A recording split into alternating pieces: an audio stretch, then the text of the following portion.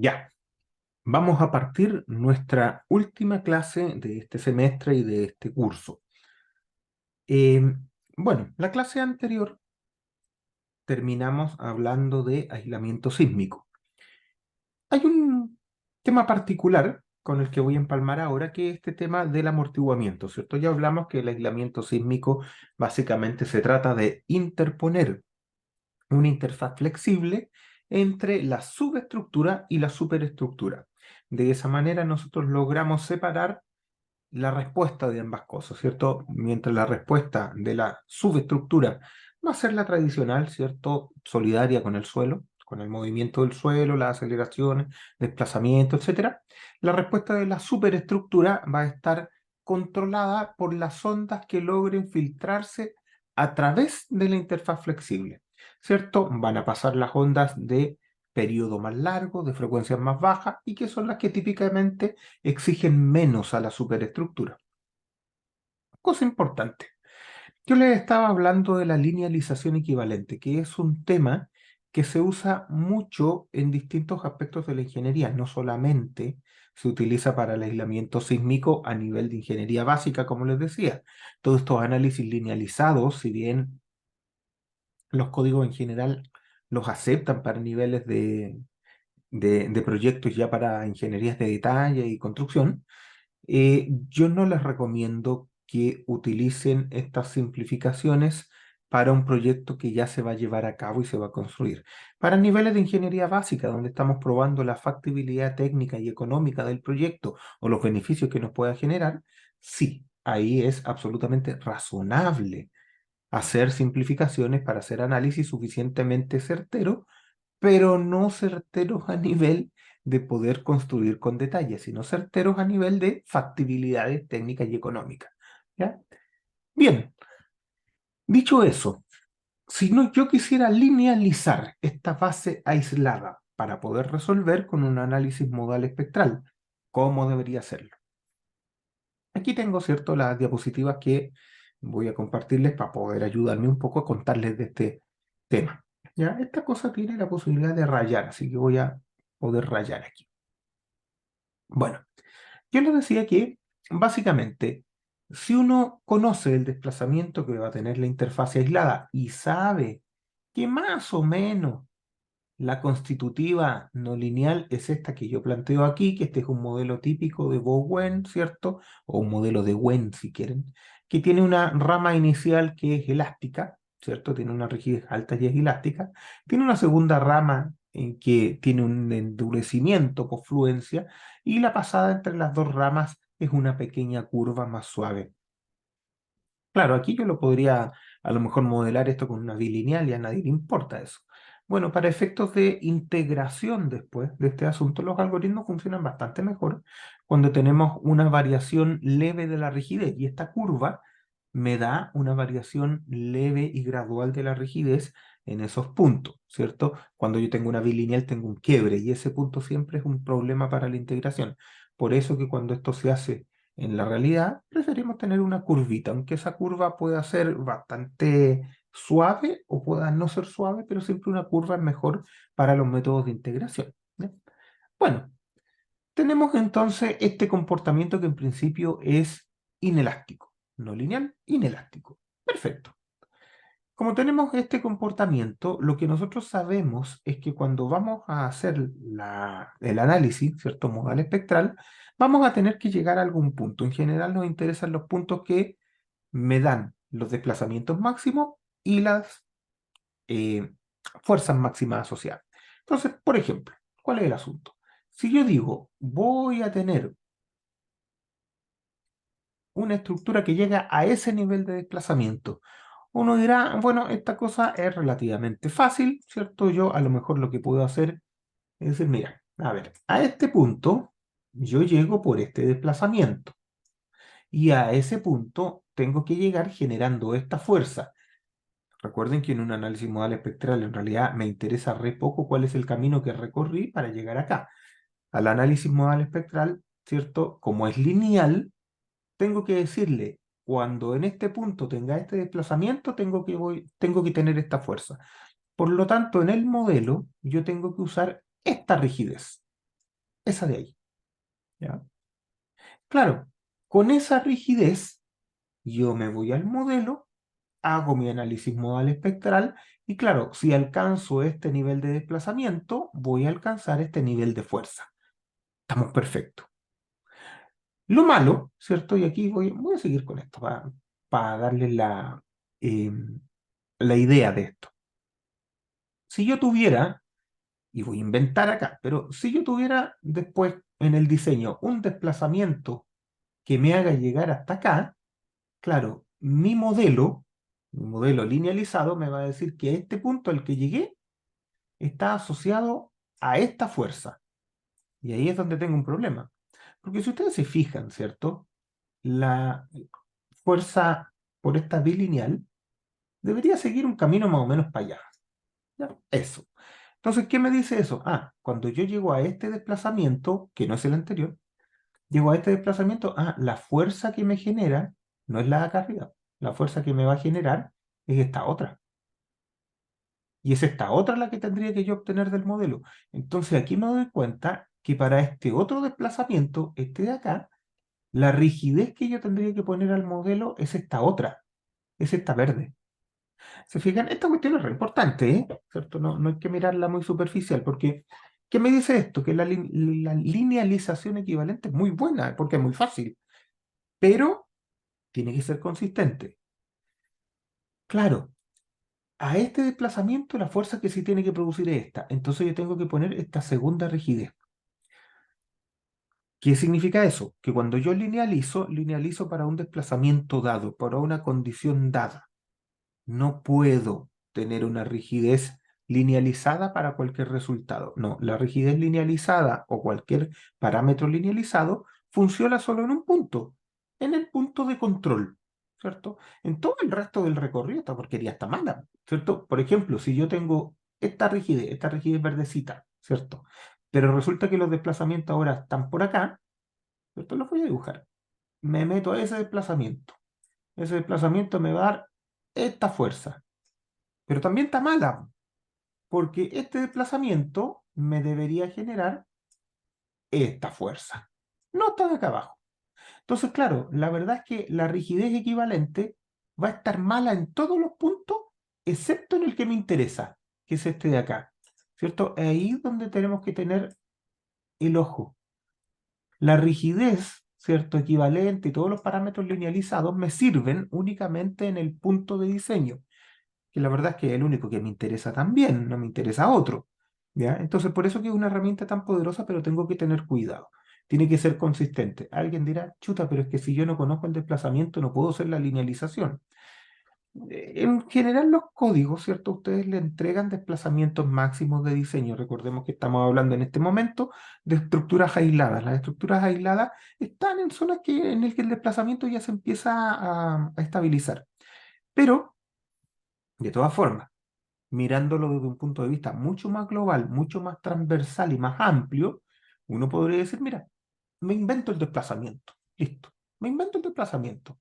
Con eso calculo la rigidez equivalente. Hago mi análisis. Y una vez que hago el análisis me voy a dar cuenta si esa suposición era buena o es mala. ¿Era mala? Entonces ahora itero con un nuevo desplazamiento. Normalmente uno itera muy pocas veces para que esta cosa converja. ¿Ya? Alguien dirá por ahí, ya, pero si el comportamiento original era no lineal, ¿cierto? Aquí tengo un área dentro de la curva, ¿cierto? Tengo área acá y toda esta área es disipación de energía. De hecho, está en unidades de fuerza y desplazamiento, unidades de energía, unidades de trabajo. Entonces, claro, todo esto que se encuentra aquí adentro es la energía que disipa este dispositivo o esta interfaz en cada uno de sus ciclos de histéresis. Entonces uno dice, bueno, con la rigidez equivalente yo ya capturé de alguna manera este comportamiento bilineal para un solo punto que es el que me va a interesar. Excelente. Pero ¿y cómo le meto el amortiguamiento?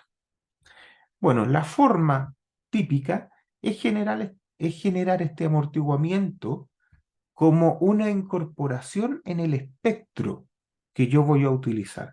Por ejemplo, mediante ecuaciones súper simples, esto es muy fácil. Yo mido este ciclo y digo eso representa aproximadamente, voy a inventar, un 20% de amortiguamiento. Ok, entonces en lugar de tener mi espectro de toda la vida al 5%, haré mi análisis modal espectral linealizado equivalente con un amortiguamiento que considere esta interfaz, que en principio podría ser el 20%. Aquí es donde les digo que hay una discusión entre los códigos, ¿cierto? El código permite decir, mira, yo antes tenía 5 y ahora la base aislada tiene 20, entonces yo voy a usar un espectro con 25. Ya, podría ser. Personalmente no lo hago, ¿cierto? Es porque yo lo que quiero al incorporar dispositivos de protección, que en general son eh, aisladores sísmicos o disipadores de energía, lo que busco es que la superestructura original no tenga ningún tipo de daño.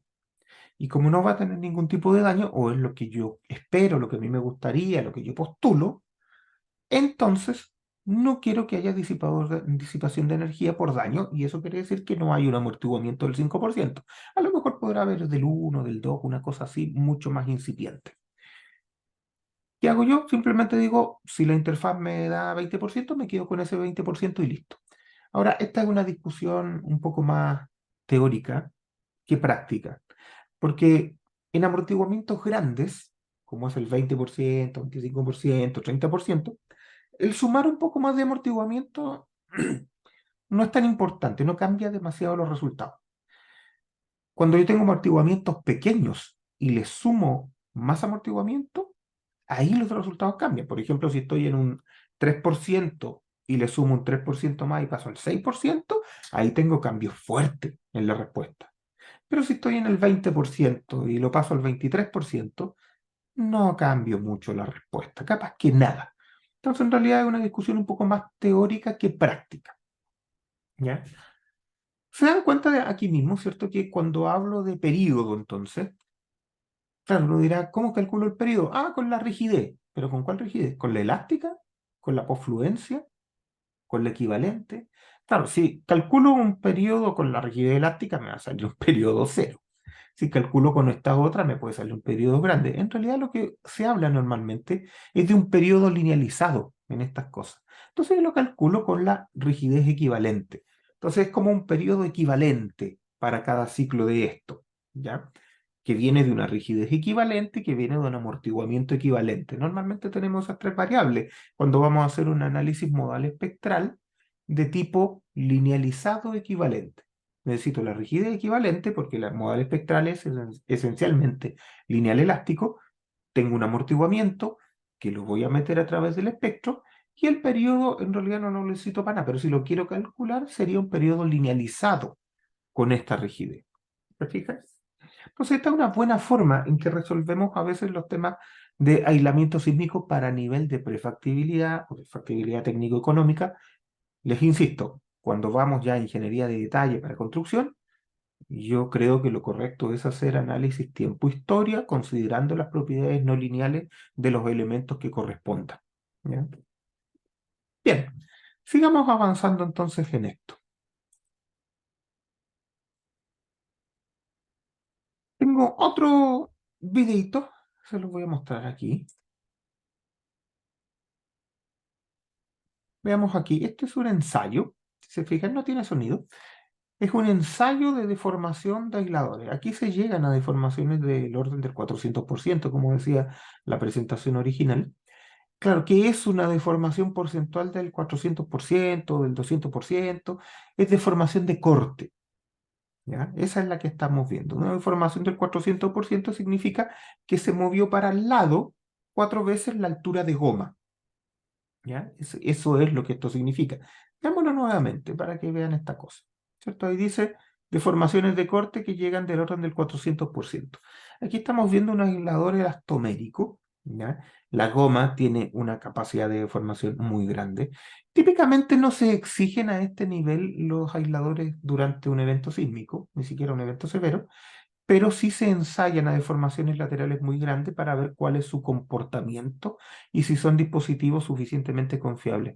Aquí en Chile, todos los aisladores que se instalan son ensayados, todos vienen con certificación del ensayo.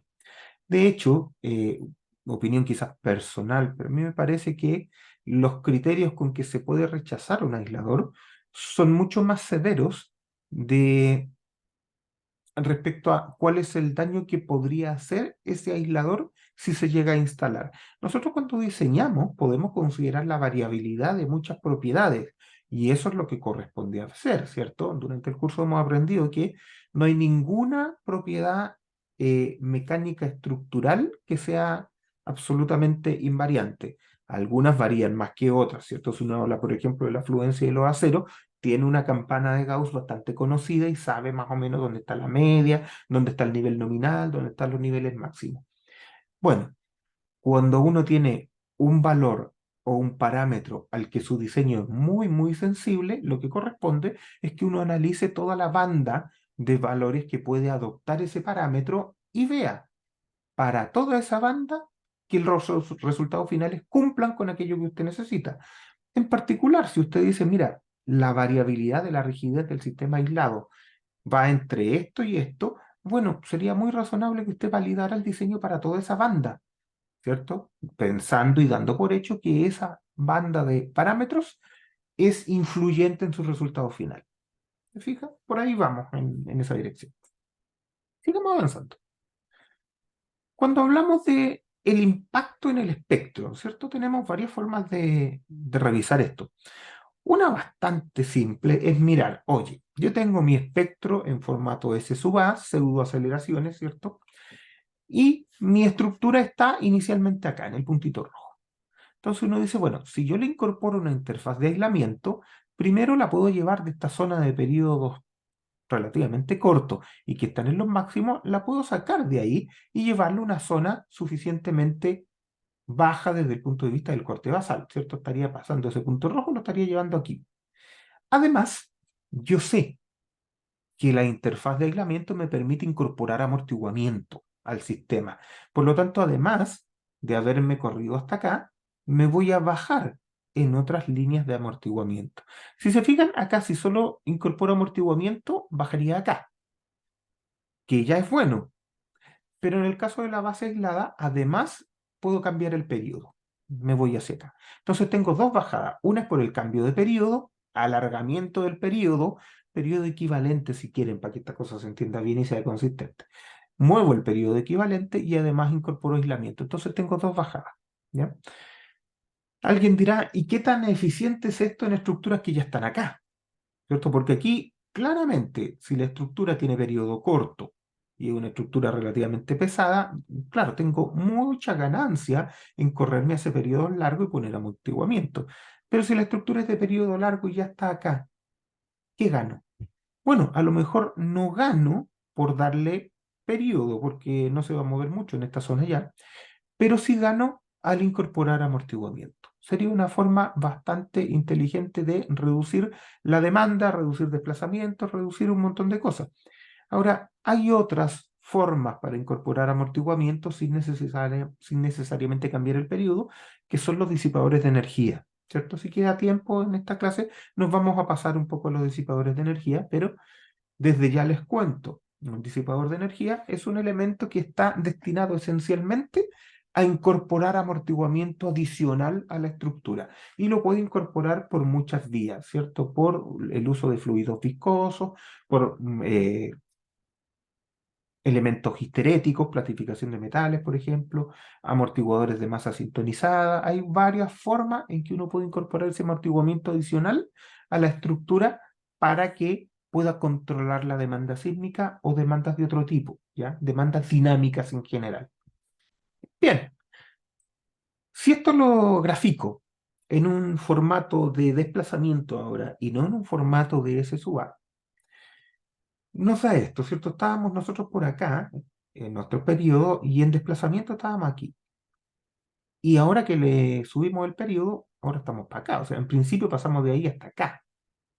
Parece que no es tan buen negocio, ¿cierto? En este otro formato. Ya, y como le damos amortiguamiento, volvimos a bajar. ¿Cuál es el asunto? Si bien uno puede ir, mira, pero a nivel de desplazamiento quizás este no subió demasiado porque en realidad mirando este no está tan arriba.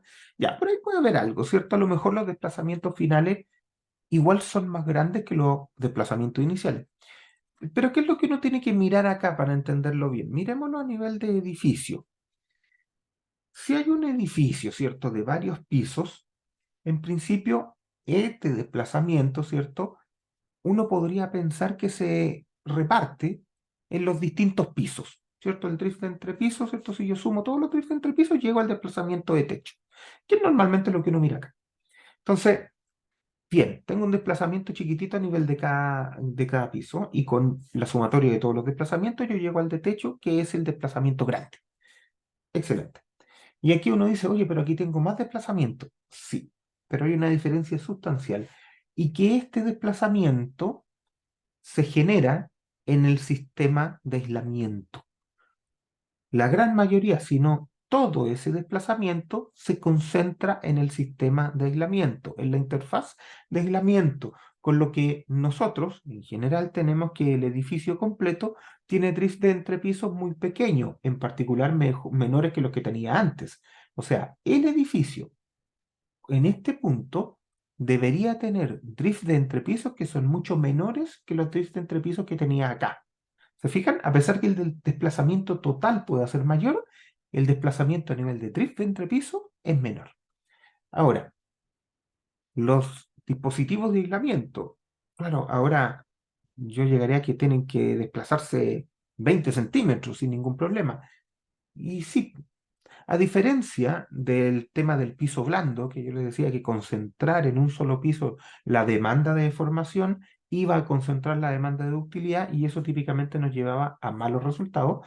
Aquí es absolutamente distinto, porque aquí estoy concentrando la demanda de desplazamiento en un dispositivo que la puede tolerar y que ha sido diseñado de manera específica para funcionar bien con ese nivel de desplazamiento. ¿Se dan cuenta que es distinto esto? Sí, centro la demanda de utilidad y la demanda de deformación en un solo dispositivo. Sí, es cierto. Pero en este caso, ese dispositivo tiene las características requeridas para que eso se pueda hacer de buena forma. ¿Ya? Esa es la gran diferencia entre tener un drift grande y tener un drift chico. ¿Ya? Entonces, ojo, me sigue conviniendo si es que yo pase de aquí hasta acá. Veamos un poco. Aquí tenemos la forma del espectro tradicional de 2369, el que tenía un plató que llegaba hasta el eje vertical. ¿Cierto? Sabemos que esto no es un espectro tipo Newmark, no es un espectro de amenaza ni nada. Pero lo que queremos mirar aquí es otra cosa. Nosotros teníamos un nivel de demanda que está por acá. Y ese nivel de demanda, ¿cierto? Nosotros lo reducíamos por un factor R para llegar acá, ¿cierto? El objetivo aquí, la pasada de allá hasta acá, en nuestro diseño tradicional, que se llama R, generalmente está constituida por dos valores. Primero, como lo vimos en el curso, la sobreresistencia y la ductilidad. Entonces, básicamente, en esta pasada yo estoy pagando, ¿cierto? Un costo. Un costo no necesariamente desde el punto de vista monetario de la estructura, sino un costo de generar una respuesta inelástica, ¿ya? Y ese costo en general se llama daño estructural, ¿ya? La pasada de acá hasta acá tiene ese costo, daño estructural. Después, ¿cierto? Cuando nosotros vemos los niveles de amortiguamiento que implican también pasar de acá a acá, nos damos cuenta que los amortiguamientos que estamos generando siguen siendo relativamente bajos con el daño estructural, ¿cierto? Aquí ya empezamos a mezclar dos cosas. Estamos echando manos de la ductilidad, que eso nos genera la capacidad de deformación, pero la disipación de energía viene de otros lugares, viene de la capacidad de amortiguamiento. Bueno, los amortiguamientos aquí, en diseño tradicional, siguen siendo relativamente bajos. Cuando nosotros incorporamos dispositivos distintos, como aislamiento sísmico, disipación de energía, estos ciertos valores de amortiguamiento que son externos a la estructura empiezan a ser mayores, empiezan a ser del orden de un 20% y en general podrían llegar a un 30%. La teoría nos dice que podríamos llegar a valores mucho más altos, pero la verdad es que en la práctica ya llegar a un 30% es complejo, es difícil. Llegar a un 20 no, es bastante fácil. Llegar a un 30 es más complicado y pasar del 30 también es más complicado. Entonces, si bien podría ser un ejercicio teórico, no se usa muy bien no se usa mucho en la práctica, no se generan esos niveles de disipación de energía, ¿ya? Pero pensemos de todas maneras en un 20 es notablemente superior a estos niveles de amortiguamiento. Por lo tanto, cuando yo ocupo esos dispositivos, en realidad también puedo bajar, ojo, puedo tomar este espectro original y reducirlo directamente por el efecto de amortiguamiento. Y con estos amortiguamientos puedo generar reducciones bastante grandes. Por ejemplo, un número simple que se me viene a la cabeza es que con reducciones perdón, con amortiguamientos del orden de un 20%, usted básicamente puede dividir la demanda original por dos. Baja más o menos a la mitad, y eso ya es bastante fuerte, es bastante potente. Entonces, ojo, tenemos buenas ganancias cuando usamos disipación de energía y aislamiento sísmico, pero, ¿cierto? Dependen de cada caso. También tenemos que mirar eso. Un aspecto no menor y que a veces se tira a la mesa, ¿cierto? Estas cosas, yo personalmente creo que no es tan importante desde el punto de vista del diseño, desde el punto de vista de la teoría sí lo es. Y es que hay un tema con la incertidumbre en el comportamiento. Si ustedes hacen ejercicios de este tipo, una estructura tradicional, ¿cierto? Cuando uno trata de predecir el comportamiento que va a tener un evento sísmico y después lo compara con alguna medición, la que sea, lo más probable es que no ande ni cerca. ¿Ya? Porque los modelos no tienen una capacidad predictiva, tienen una capacidad para diseño, ¿ya? Pero no para predecir un comportamiento.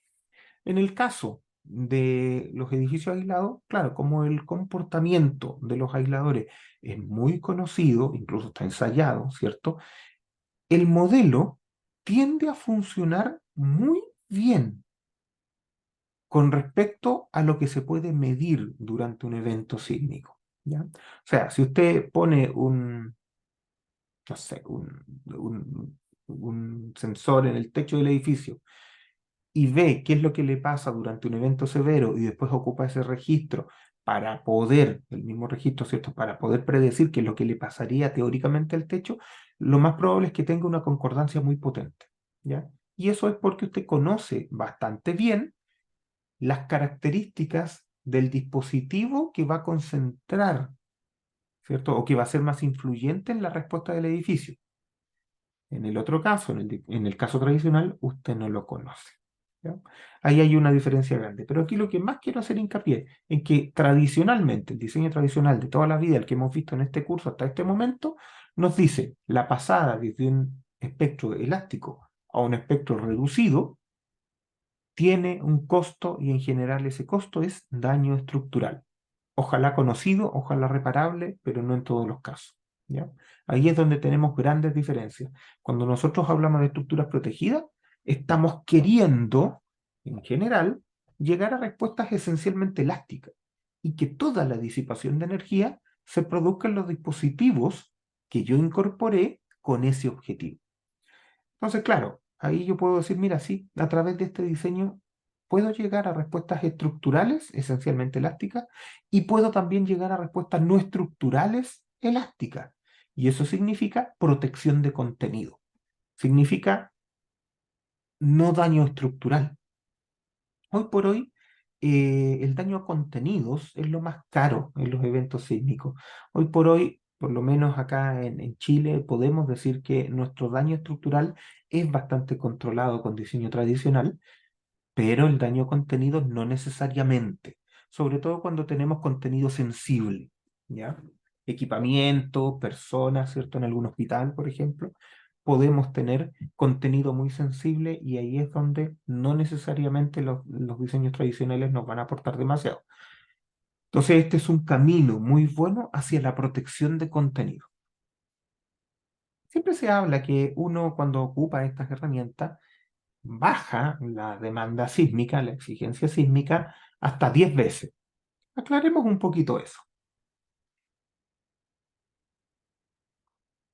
porque alguien dirá por ahí, no, yo hice algunos ejercicios y el coeficiente sísmico me bajó, voy a inventar, de 0,3 me bajó a 0,1 y eso no es bajar 10 veces. No, por supuesto que no lo es. Se habla de que baja 10 veces, más o menos, em, la respuesta elástica esperada, ¿ya?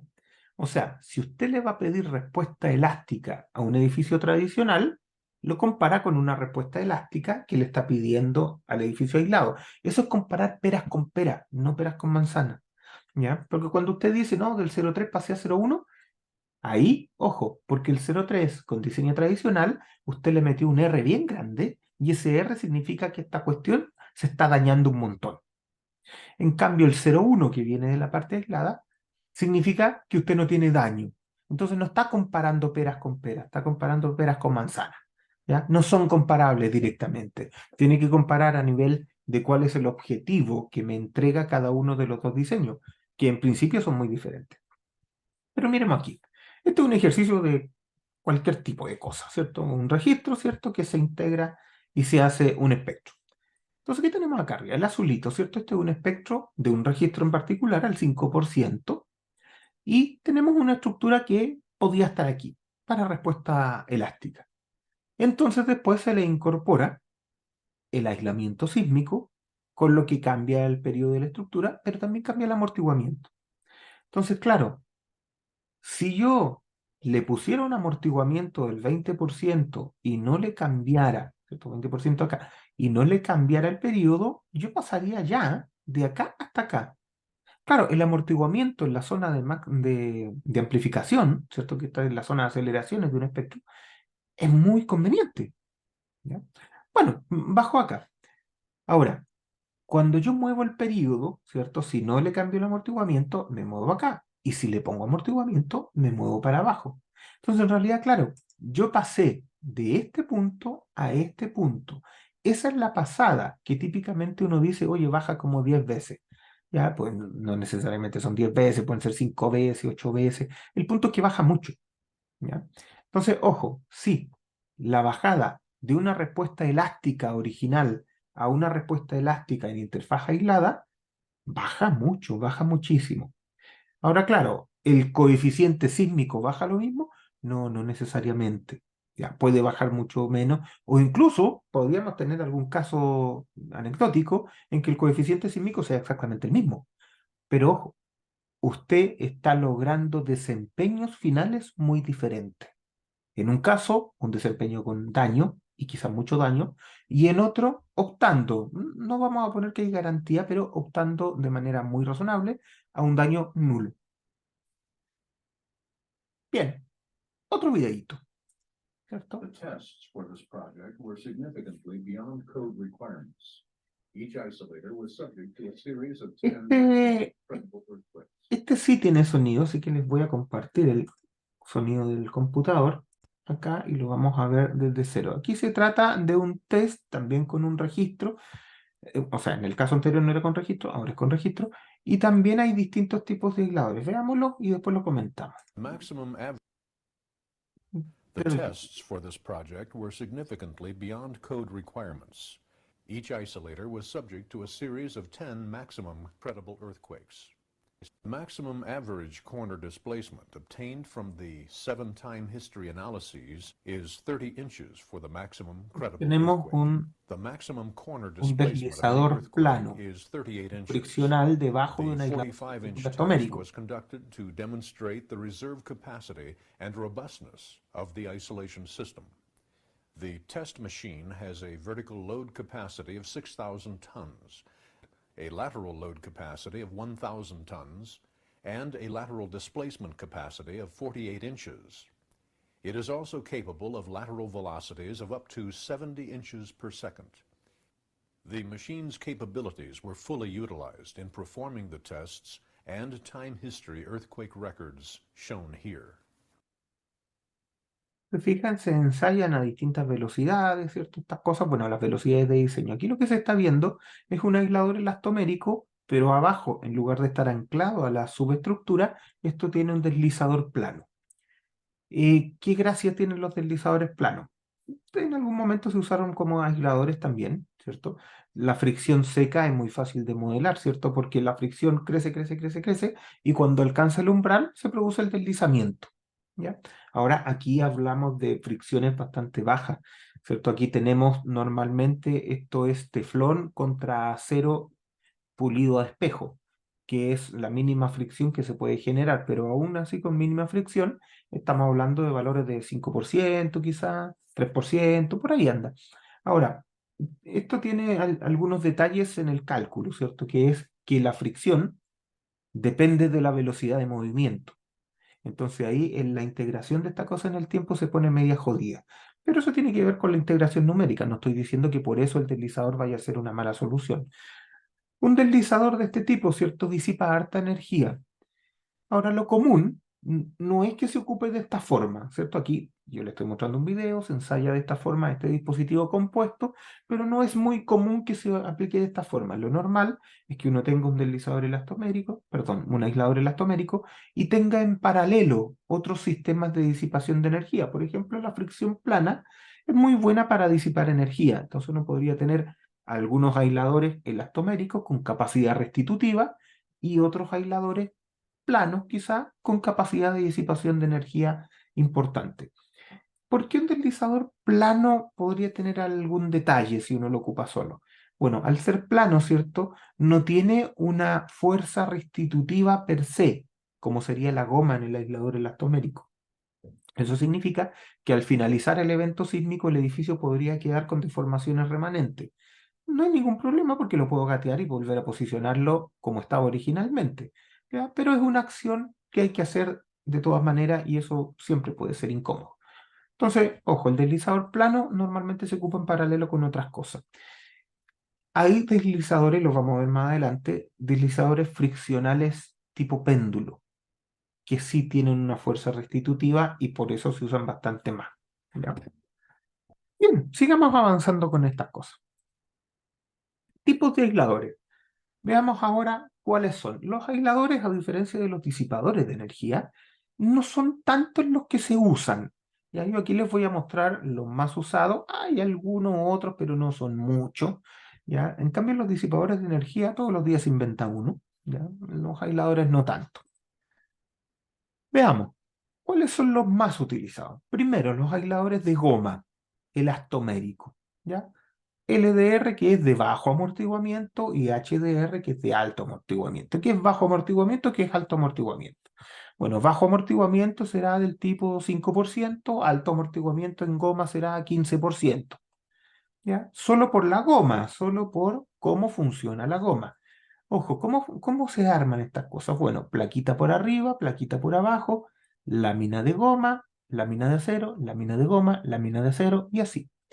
La lámina de acero es un estribo, ¿cierto? Lo vamos a ver más adelante, les voy a explicar cómo funciona la lámina de acero, pero básicamente la lámina de acero arrastra la goma y eso es lo que genera la rigidez en el sentido vertical. En el sentido transversal, esto tiene la rigidez que le entrega la goma, bajo módulos de corte, ¿cierto? La goma aquí va a trabajar en corte a su módulo de corte que es relativamente bajo. Los módulos de corte de la goma andan del orden de, no sé, 8 o 10 kilos por centímetro cuadrado. Entonces es una cosa muy, muy flexible lateralmente. ¿Ya? Entonces me da flexibilidad lateral y a través de la incorporación de las planchas de acero me da rigidez vertical. ¿Ya? ¿Cuál es el paso siguiente de un aislador elastomérico? El aislador elastomérico con núcleo de plomo. ¿Cuál es la gran diferencia entre estas dos cosas? El núcleo de plomo. ¿De qué se trata?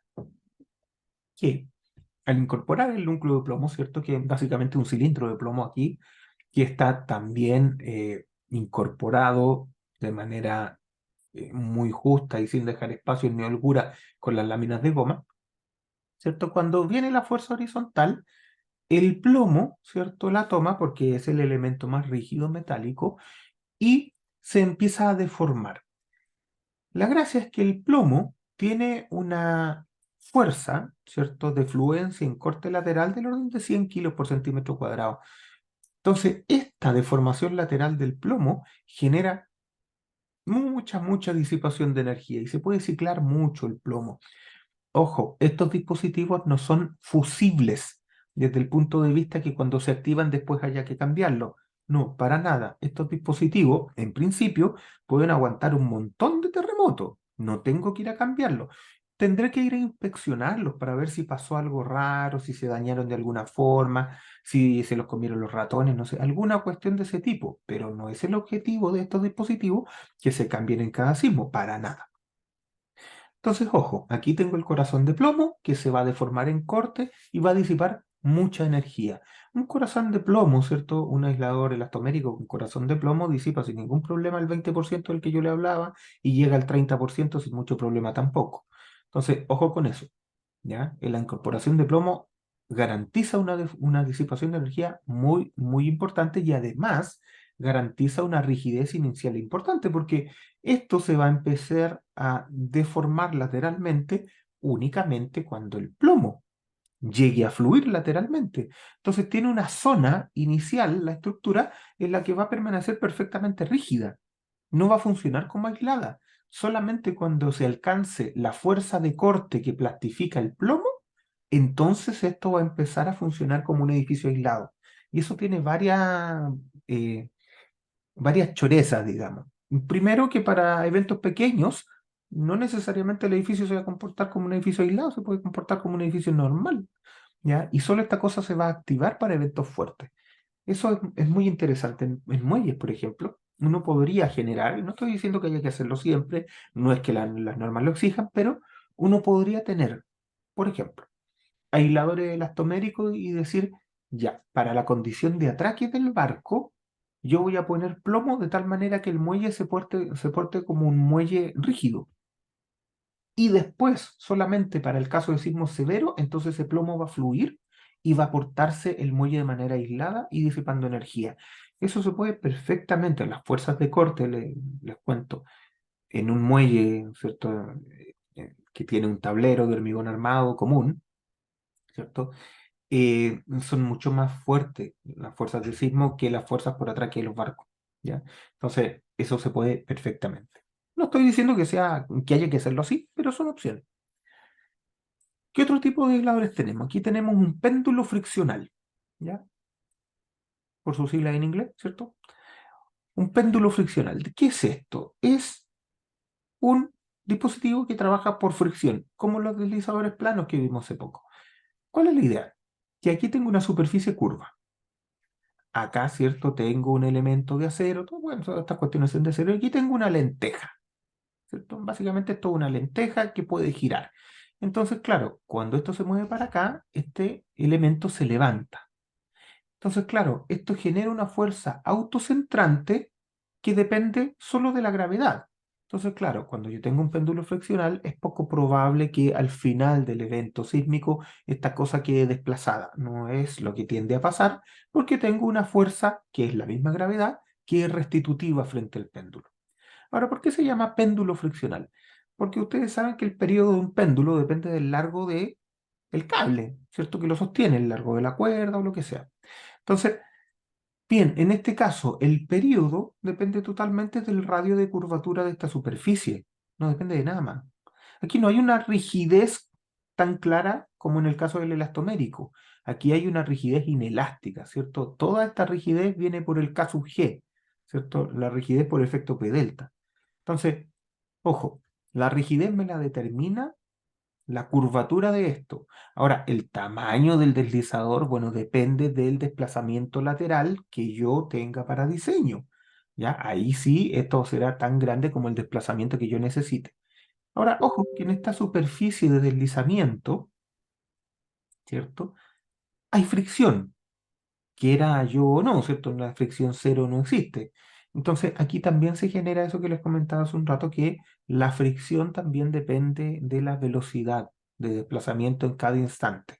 Entonces, claro, eso genera que estas cosas sean un poco molestas a nivel de integración en el tiempo, pero hoy día con los software andamos súper bien. Esto tiene un tema y es que si esto se levanta, podría perderse la lenteja, ¿cierto? Y si uno pierde este dispositivo rojito que está acá, que es la lenteja, así le llamamos siempre, entonces esto falla. Ahora, evidentemente uno tiene que hacer el diseño pensando en que, o sea, hace el diseño ¿para qué? no haya una posibilidad de que esto se levante y perder la lenteja. Ahora, a pesar de que uno haga todos los análisis posibles, siempre está esa posibilidad. Entonces, normalmente estas cosas también hay que usarlas en paralelo con otros dispositivos o a veces impedir que estas cosas se levanten, ¿ya? Hoy día hay péndulos friccionales no solo de una superficie, sino de más de una superficie.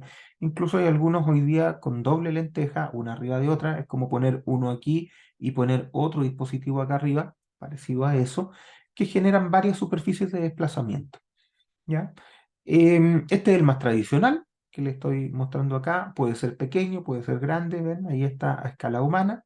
Se ocupa mucho, se ocupa bastante. Acá en Chile, personalmente, yo he puesto solo aisladores elastoméricos. Quizás hay una deformación profesional ahí, ¿cierto? Yo trabajo en el área industrial y en el área industrial nosotros sabemos que estas cosas no se van a hacer mantención, estas cosas nadie las va a arreglar, entonces necesitamos el dispositivo más duradero y poco sensible a los cambios ambientales que se pueda generar. Para mí, en este caso, es el aislador elastomérico. A lo mejor me equivoco, pueden haber mejores opciones, pero es el que yo estoy usando. No es que el péndulo friccional sea malo ni mucho menos, de hecho tengo la impresión de que se ocupa en el extranjero más que el elastomérico. De hecho, si ustedes se fijan, la capacidad de compresión axial, ¿cierto? Como esto es puro metal, casi no está limitada, entonces arriba la capacidad vertical puede ser lo que uno quiera. Aquí, como la capacidad vertical depende de la goma, podría estar limitada. Ahora, en mi experiencia, jamás he tenido un problema poniéndole un edificio una carga muy grande arriba a un aislador de goma. No me ha pasado que tenga problema, pero podría llegar a pasar, ¿ya? No lo sé, habría que verlo, ¿ya? Este tiene un cierto grado de, eh, no sé si problema, pero es muy probable, ¿cierto? Que al usarlo en ambientes industriales, ¿cierto? Aquí se me pueda llenar de basura. Las faenas industriales se caracterizan por la suciedad, por los derrames, por acumulaciones de polvo, en todos los lugares que se pueda acumular. Entonces, no es para nada raro que yo me vaya a llenar de polvo, de materia de cualquier tipo en estos lugares y que eso no sea suficientemente mantenido antes de los eventos, ¿cierto? De manera regular. Entonces, por eso yo prefiero este tipo de dispositivos que, entre comillas, no necesitan ningún tipo de mantención, ¿ya? Pero no es porque sean mejores desde el punto de vista de la aplicación estructural, sino que es adelantándose a algunas decisiones o condiciones que probablemente va a tener la faena industrial, ¿ya? Bien, y aquí tenemos otro, un teflón. Este es un deslizador plano, como les mostraba hace un rato. Ahí hay montones de soluciones de este tipo, ¿cierto? Aquí, por ejemplo, miremos, dice, tiene acero inoxidable acá arriba, ¿cierto? Pulido espejo normalmente, placa deslizante, y acá abajo tiene un elastómero también y un limitador de desplazamientos laterales, una llave de corte. Entonces, se pueden hacer de distintas formas estos deslizadores, ¿ya? Eh, en general tenemos estas dos grandes clases, los elastoméricos y los péndulos friccionales o en general de fricción. Tenemos esas dos cosas. ¿Podrían haber más? Podrían haber más sin ningún problema, pero estos son los más usados hasta el día de hoy. Cuando uno se mete en disipación de energía, ve que ahí hay un montón de otros dispositivos, hay montones de dispositivos, también hay algunos más usados que otros, hay que decirlo, ¿ya? Pero hay más variedad. Veamos este video y pongan harta atención. Fíjense cómo se genera el aislador elastomérico con núcleo de plomo, ¿cierto? Tiene placas de acero, placas de goma, el cilindro de plomo y las placas bases contra las cuales se vulcaniza también. La goma se vulcaniza contra todo el acero, ¿cierto? La vulcanización es un proceso que ustedes pueden estudiar con los mismos proveedores de estas cosas, pero básicamente las láminas de goma, ¿cierto? Se pegan con un pegamento a los aceros o metales y después eso se mete a un tratamiento térmico y eso genera la adherencia final. ¿Ya? Es el proceso de vulcanización. Ahora, ¿por qué yo digo que esta cosa tiene una rigidez axial importante? Ya, eso se los podría explicar con ecuaciones diferenciales, que fue como me lo explicaron a mí, y es muy, muy, muy complejo, pero hay otras maneras mucho más fáciles de hacerlo y más intuitivas, y esa es la forma que voy a tratar de usar aquí, ¿cierto? Por ejemplo, digamos que tenemos un cuerpo de goma. Ya voy a poner aquí. Tenemos un aislador de goma así. Y no tiene ningún tipo de plancha de acero. ¿Ya? Bueno, le vamos a poner unas planchas de acero aquí. No, ese no, no era lo que andaba buscando acá. Este, ya. Le vamos a poner una plancha de acero acá arriba, ¿cierto? Como una placa base. Y le vamos a poner una plancha de acero acá también, pero es solamente para que ustedes entiendan que esta cosa tiene goma aquí y esto acá y esto acá. Ya, entonces ahora esta cuestión uno lo empieza a comprimir. ¿Cómo lo podemos comprimir? ¿Cierto? Primero le ponemos una flechita acá. Por abajo va a tener lo mismo, pero no la voy a estar repitiendo ya. Entonces lo comprimimos. ¿Qué le va a pasar a esta cuestión? Bueno, cualquiera, ¿cierto? Me va a acompañar en esto y va a decir, ok, la plancha de arriba va a bajar. Como la plancha de arriba va a bajar, lo que va a pasar acá es que se va a producir un embarrilamiento. Un embarrilamiento, ¿cierto? O sea, se me va a poner gordita esta cuestión. Claro, como abajo tengo plancha de acero y arriba tengo plancha de acero, en estos puntos la goma no se puede desplazar, no se puede hacer más grande, no puede aumentar su diámetro en los puntos que está vulcanizada y pegada con las planchas de acero arriba y abajo, ¿cierto? Ahí no puede. Entonces, solo se embarrila para acá. La goma tiene una característica y es que tiene un módulo de Poisson del orden de 0,5. Bueno, 0,4999. Bueno, y esa poquito que falta también jode un poco, pero bueno, no importa. Digamos que tiene 0,5. ¿Qué significa tener un módulo de Poisson de 0,5? Significa que la goma se deforma sin perder volumen, ¿ya?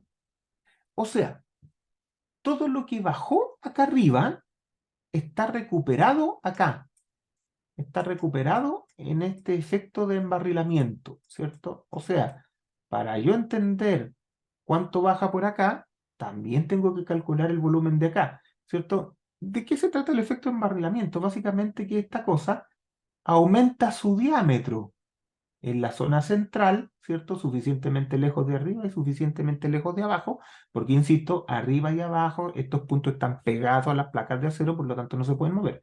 Entonces, claro, este efecto de embarrilamiento, que es aumentar el diámetro para compensar la pérdida de volumen de arriba, ¿cierto? Es lo que nosotros, si logramos evitar, podemos generar que esta cosa no descienda. Y eso es lo que hacen las placas de acero, ¿cierto? Si yo, por ejemplo, ahora hago este mismo ejercicio, lo voy a hacer, ¿cierto? Aprovechando que esta cuestión me permite dibujarlo, voy a hacer acá abajo. Tengo ahí mi goma, pero ahora a la goma le voy a poner planchitas de acero, ¿cierto? Y le voy a poner planchitas de acero de otro color, le voy a poner verde. Ya, entonces le voy a... Ah, roja, ya. Le voy a poner aquí las planchitas de acero, ¿cierto? Entonces, esas planchitas de acero ahora van a evitar que en estos puntos, donde están las planchitas de acero, la goma pueda aumentar su diámetro, ¿ya? Entonces ahora, si yo llego, y le voy a poner también las planchitas, perdón, le voy a poner aquí la planchita de arriba y la planchita de abajo. Voy a poner aquí la planchita de arriba y le voy a poner acá la planchita de abajo. Y entonces ahora lo vamos a volver a comprimir como lo hicimos antes, ¿cierto? Le vamos a poner compresión acá, listo. Entonces, ¿qué va a pasar con esto? Cada una de las planchas de goma, ¿cierto? No las de acero, cada una de las planchas de goma, entonces ahora se va a embarrilar, va a seguir embarrilándose, pero se va a embarrilar entre los puntos que están arriostrados. Por eso las planchas de acero se llaman estribos, ¿ya? Entonces, las planchas de acero van a arriostrar en estos puntos. Entonces, aquí esta cosa se va a poder embarrilar aquí, embarrilar así, embarrilar así, embarrilar así. Entonces, claro, aquí uno se empieza a dar cuenta que, oye, a ver, lo que baja, voy a embarrilar acá, ya, me quedó feo, pero no importa.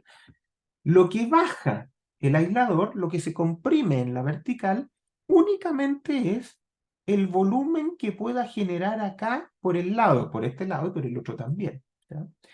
Pero claro, aquí nos damos cuenta que, oye, mientras más cerca estén estas láminas de acero, impidiendo el efecto de embarrilamiento, básicamente confinando la goma, ¿cierto? Entonces, si estas planchas están suficientemente cerca, entonces el efecto de embarrilamiento es casi nulo, casi cero. No se puede dilatar la goma o no se puede dilatar mucho. Y claro, si esta goma no se puede embarrilar, entonces, por el efecto de Poisson 0,5, tampoco se puede comprimir en la dirección vertical. Entonces, mientras más planchitas de acero yo tenga arriostrando la goma e impidiendo el efecto de embarrilamiento, voy a tener un aislador que es mucho más rígido en la dirección vertical. ¿Qué tan rígido? Bueno, esto compite directamente con cualquier pedestal de hormigón armado que uno necesite, ¿ya? Entonces, ojo, esta cosa es capaz de generar una rigidez vertical muy grande, manteniendo una rigidez lateral muy baja, porque la rigidez lateral yo aquí no la afecto, porque cuando el sismo viene en la dirección horizontal, la goma se puede volver a deformar en corte todo lo que yo quiera. La goma en corte, ¿cierto? Se deforma de la siguiente manera. La goma en corte, y acá voy a hacer, la goma en corte se deforma así.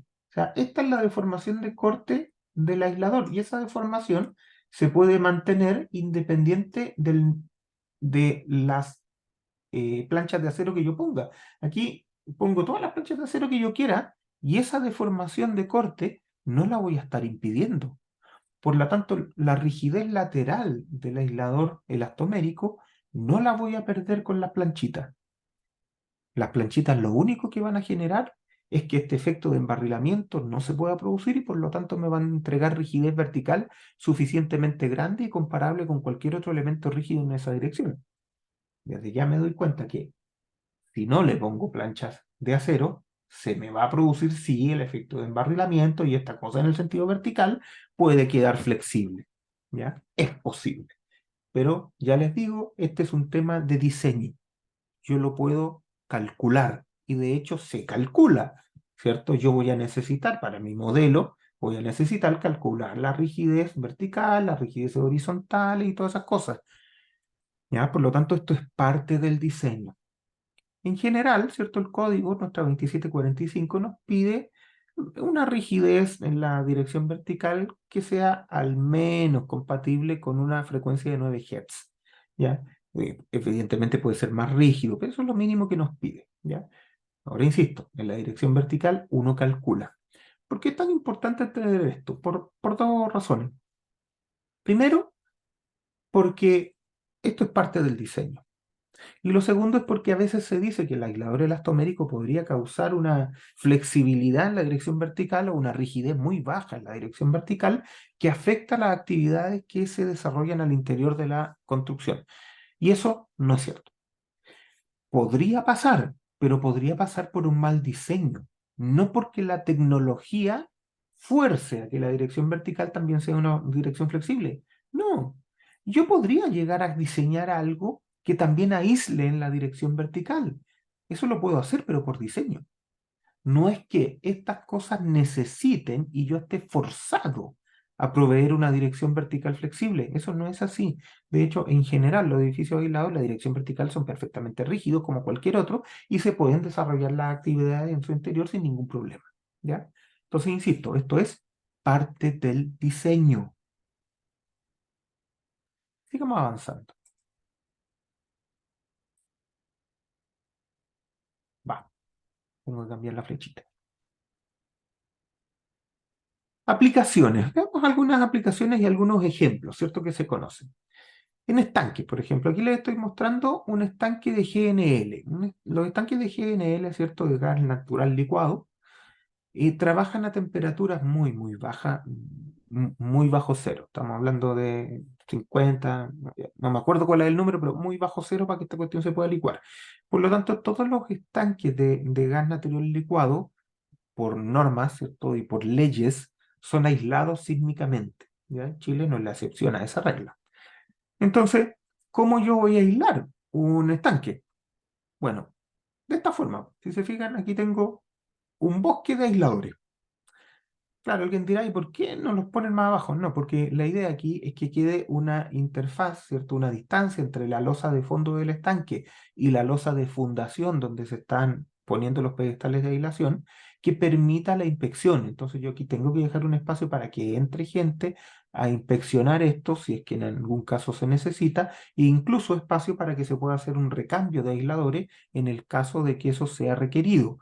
¿Por qué podría pasar? Como ya les dije, no se trata de que después de cada sismo uno tenga que cambiar los aisladores, no, pero sí tiene que mirarlos, tiene que inspeccionarlos para ver si hay alguno dañado por cualquier razón, ¿cierto? Estos son dispositivos que, al igual que cualquier otro elemento mecánico o estructural, podrían dañarse por razones distintas a su trabajo estructural, ¿ya? Entonces hay que tener espacio para poder hacer ese trabajo.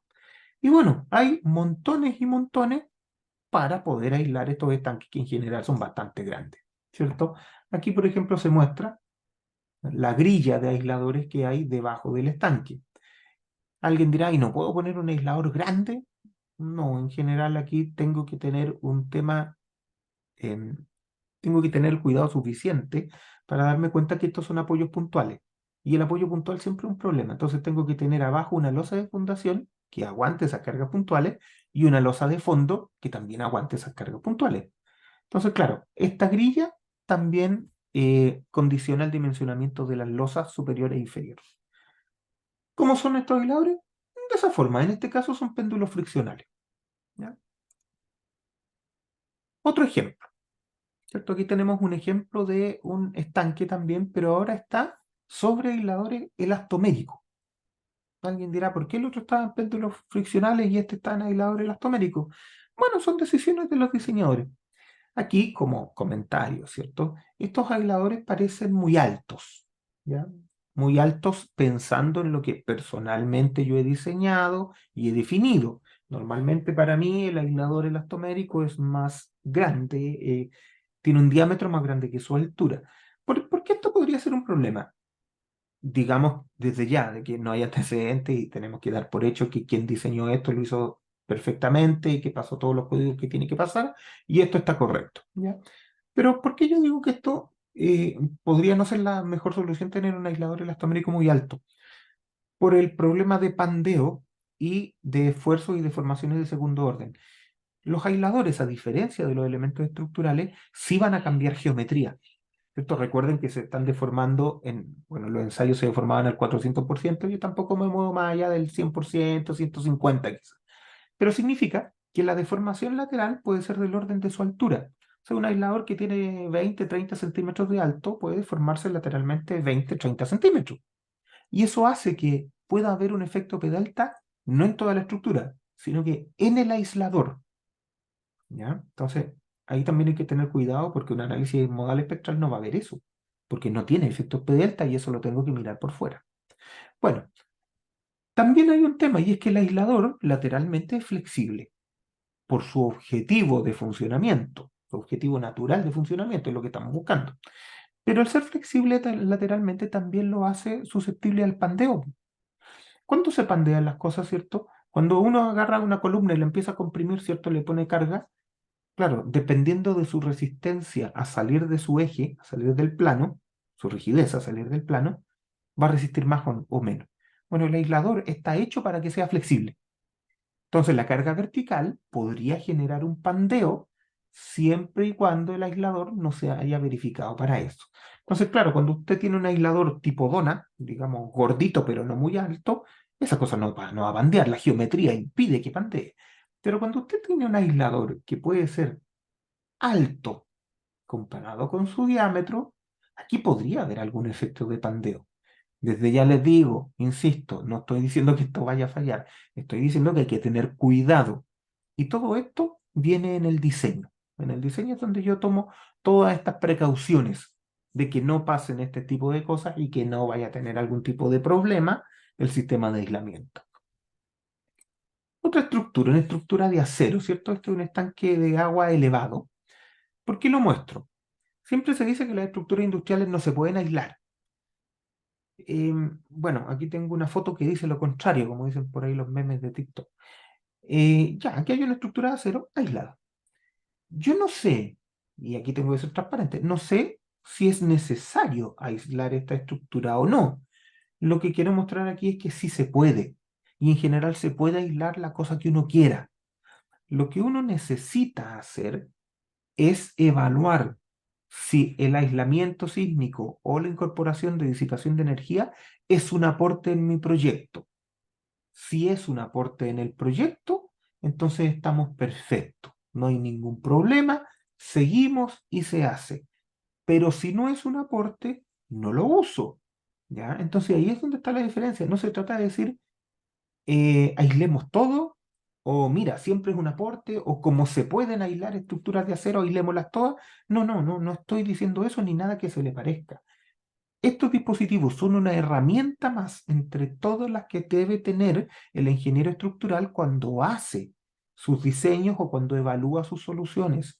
¿Ya? Ese es el objetivo. No se trata de recomendar esto para todo. Probablemente siempre van a ser un aporte. El asunto es que muchas veces no van a ser un aporte sustancial o no van a ser un aporte necesario. ¿Ya? Y recuerden que los proyectos tienen que diseñarse de manera que cumplan con todos los requerimientos operativos para el proceso productivo o cualquier cosa que sea lo que vaya a hacer dentro de la estructura. ¿Ya? Entonces, ojo, hay que cumplir los objetivos de una manera razonable y económica para los clientes. A veces esto no va a ser el óptimo. Otras veces sí, y tenemos que tener la capacidad de diferenciar cuando una cosa funciona, cuando es aplicable y cuando no funciona y simplemente puede ser algo superfluo, ¿ya? Se los digo con conocimiento de causa. Yo mismo tengo la impresión de que hay aplicaciones de estas tecnologías que en realidad no eran para nada necesarias en un caso particular, ¿ya? En otros sí, pero creo que hay casos en los que no han sido necesarias y a veces se incorporan por motivos que quizás no sean los correctos. ¿Ya? Bien, voy a hacer una pausa aquí y después continuamos con la segunda parte de esta clase.